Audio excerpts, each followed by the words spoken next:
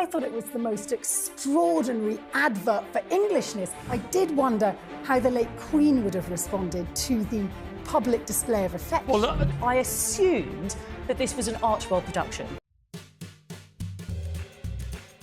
Prince Harry, the Duke of Sussex, gets a lot of awards. But the Pat Tillman Award for Service at the 2024 SMACKS is super special. This award, named after NFL player and Army Ranger Pat Tillman, goes to people who are all about helping others and being great leaders. Harry, a veteran himself, has worked really hard to help wounded soldiers through the Invictus Games. The SMACKS, a big sports awards show, happened on July 11th. Serena Williams, the super famous tennis star, was the host. It was a night to celebrate amazing athletes, and Harry's work with wounded soldiers was a big part of it. He stood on stage showing everyone how strong and brave our soldiers are. Lots of people gave speeches about how much Harry's work means. He accepted the award and talked about how important it is to help the men and women who were hurt while serving in the military. And what's the alternative? That she should sit and do a piece to camera, poke face? At 100 minutes after this major revelation, by pure chance, Netflix, Meghan and Harry decide that is the moment to promote a series that doesn't air until December. They wanted to capitalise on all the publicity around the Kate announcement by saying, boom, by the way, don't forget about us. They're just remorseless, selfish, false, ghastly couple. What do you expect him to do to Not earn trade on- money? not Not trade off the institution he trashes. Money. Yes. Kate's cancer video, I know what we'll do. We'll stick out our promo for our Polo series. Wow. It's been a wretched year for Catherine, the Princess of Wales. There was Kate's spiracy, the botched Mother's Day photograph, months of vicious and unfounded rumours about her marriage, and most seriously of all, of course, she was diagnosed with cancer. But this week, to everyone's great relief, she announced that she's now through chemotherapy and is currently cancer-free. To an end. I cannot tell you what a relief it is to have finally completed my chemotherapy treatment. The last 9 months have been incredibly tough for us as a family. Life as you know it can change in an instant. This time has above all reminded William and me to reflect and be grateful for the simple yet important things in life, which so many of us often take for granted, of simply loving and being loved. Of course, these days we're not allowed to have nice things. Social media critics and some commentators called it contrived, a cringe fest, and perhaps the most damning critique of all, like something Harry and Meghan would do. As you might imagine, I disagree. In a late entry for the most tasteless and despicable deed of the summer, Harry and Meghan released an advertisement for their new documentary about polo, the world's most elite sport, just 90 minutes after Kate's announcement. Well, joining me now to discuss all this is royal historian Tessa Dunlop, lawyer and commentator Paula Rowan-Adrian, and author of Revenge, Meghan, Harry and the War Between the Windsors, Tom Bow. Well, welcome to all of you. First of all, I've seen you all since the end of the long, hot summer. Tom, let me start with you, because it was an extraordinary way to make a statement. I've never seen anything quite like it from a member of the royal family, where we had this 3-minute, highly produced, movie-quality film. But at the heart of it, as I wrote in The Sun, was a princess laying herself open and saying, I've realised what is really important in life is loving and being loved. And the film certainly showed that with her husband and her kids. But what did you make of it? Well, it was very gushing and it was beautifully made and it was unique in the sense we'd never seen anything like that before for the British royal family. But I think the public mood towards Catherine is so beneficent. Everyone loves her and wants her to survive and prosper and be the future queen. That if that is the way she wants to reintroduce herself, everything is forgiven. And I thought there was nothing nasty about it, there was nothing over the top, it was just, this is how I want to be known. And that's fine. I thought, therefore, I liked it, and everything Catherine does, in my view, is okay. I found it very moving, but only because I think she's a young woman in her early 40s who's, we don't know what cancer it is, but it must have been serious, whatever this is, because it's taken her out of action now for most of the year. She hasn't given any commitment to do any more engagements this year. She may or may not, she says. And, you know, I know somebody at the moment with terminal cancer, and we all know people who've been touched by cancer. It is an appalling thing. It felt like the whole world stopped to thank Harry for all he does. Prince Harry started the Invictus Games, and they've become a really big deal. These games, which started in 2014, are for wounded and sick soldiers. They get to show everyone how strong and determined they are by playing sports. The games remind us that even when things are tough, people can still be amazing. Harry started the Invictus Games because he saw how much wounded soldiers were struggling. He knew they needed a way to compete, make friends, and feel like they belonged.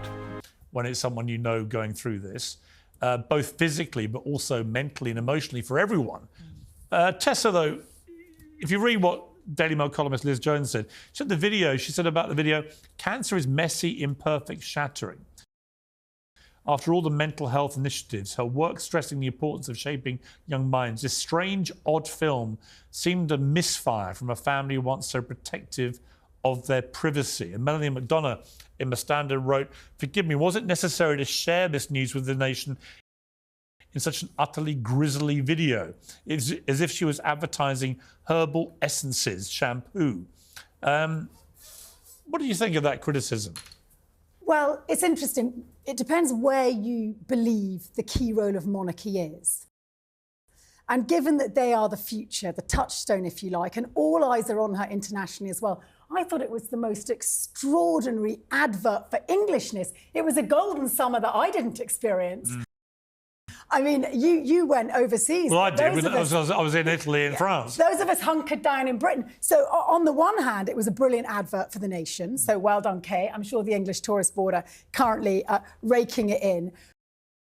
But there is a disconnect. And I think the reason there's a disconnect is because this is a very different version of monarchy that places family in the smallest sense of the word first, and monarchy, the institution, second. What Kate's basically saying is, this is what I value the most, and it's my family, and everything else, including being a part of an institution of state, takes very much a back seat. And I did wonder how the late Queen would have responded to the public display of affection. Well, OK, so Paul, let's talk about that, because the Queen, apart from the fact, we'll come to it, there's been the world's worst statue of the Queen released today in Antrim in Belfast, just quite extraordinary thing, in Northern Ireland.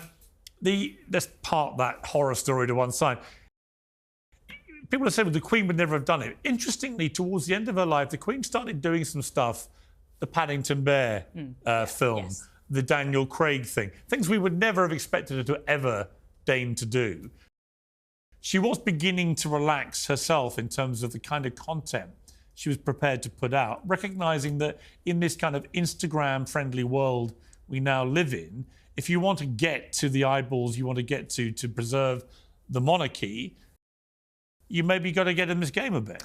Yes, but if the point of this video was to control the narrative, which is what we hear a lot about, don't we? I have to say I'm confused, because when I watched the video, I was befuddled. I couldn't understand the words I was hearing with then what I was seeing. What I was you might think it was bad. I'm saying that it was very glossy, very California, very let's run barefoot in the sand. And that, to me, didn't represent what the message I understood someone posted on X, as Liz Jones reported, this isn't what cancer looks like. Other sufferers will feel, well, I'm doing it all wrong. Others commented, why are the wardrobe changes, the soft music, the slow motion? It was intended to show they're a happy family, but you have to try this hard. ... Hang on, for 1 minute.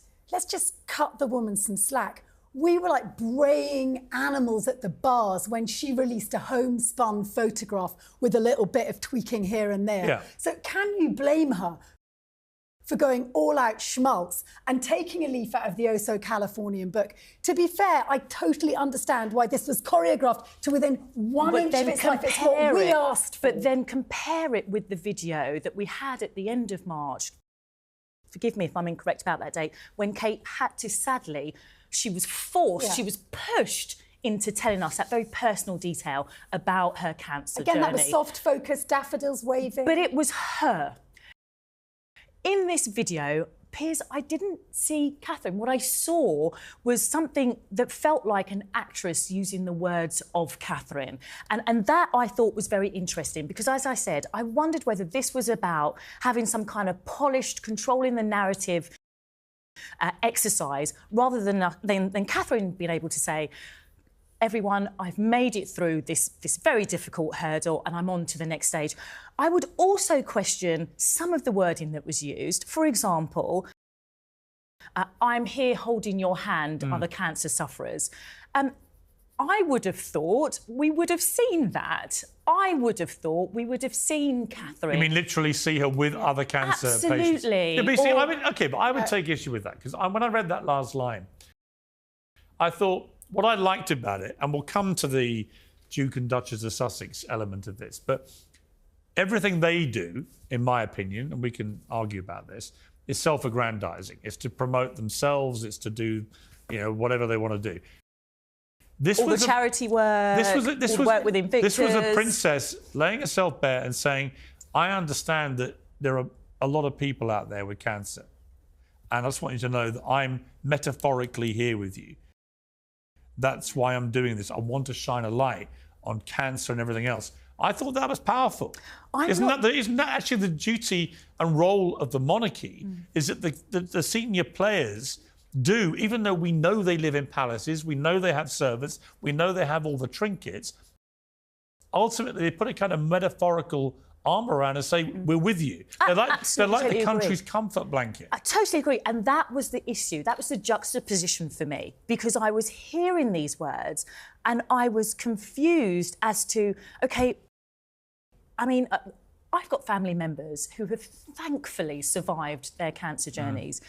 It didn't look anything like that. And that's not to say that Catherine's journey needs to look like my family member's journey or anybody else's Tom, let me bring in Tom. Is that a fair... No, because you don't know what the journey was like. I mean, and I'm accepting what that. What we're seeing is the end of the journey, so to speak. And, she wanted to reintroduce herself to the public. I thought it was very, very wonderful to see the happy family. I think they have to appeal to the youth of Britain, who are not natural monarchists. They wanted to show that they were a happy family again. And what's the alternative? That she should sit and do a piece to camera, po-faced? I mean, how should she? Well, to not pander. But what about I have seen the criticism that if she talked about holding the hands of everyone who's got cancer, maybe having some footage of her actually with other people. Another time. She clearly hasn't got over it. She's got through the chemotherapy. There's a lot more to go. It'll be 5 years before any doctor says you're out of remission. Exactly. Yeah. All she wanted to do was say, I'm back. Last time she did it with the photo, she was criticised. She's criticised whatever she does. Yeah. That's the terrible thing about this discussion. She can't get it right for some people. But actually... For me, she can only get it right because she is the future of the monarchy. The games show how much Harry cares about the military and how much he believes in the power of sports. The Invictus Games have gotten bigger and bigger each year. People all over the world watch them and feel inspired. They show us that hope and strength can get us through anything. Harry is super passionate about the games, and you can see it in everything he does.